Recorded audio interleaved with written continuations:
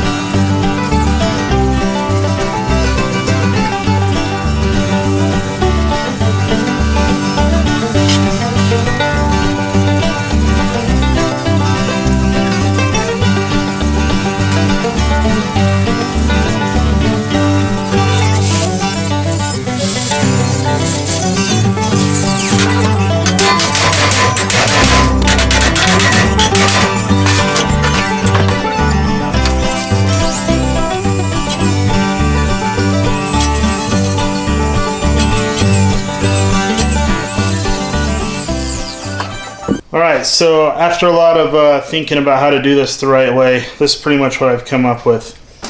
I've got a line drawn up at 3.5 inches, 3.25 inches.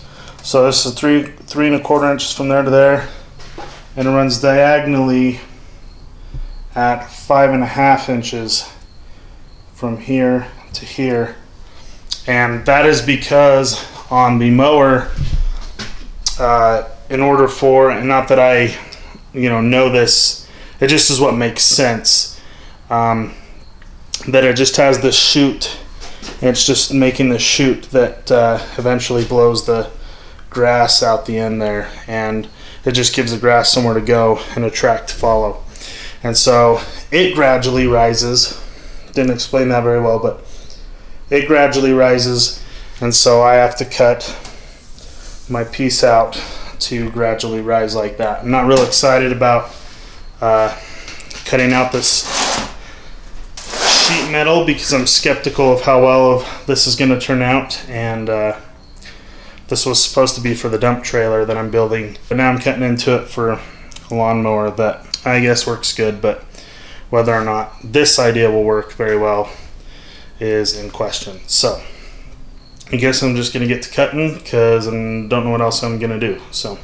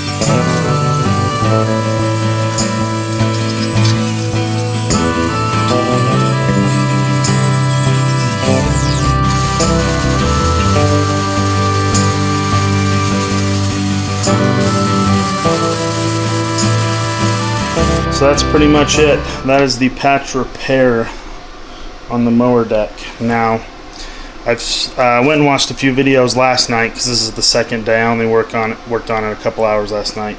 I did leave this open, obviously, because there's an indentation in the stamping of the deck, and then I ran this 1/4 inch rod around.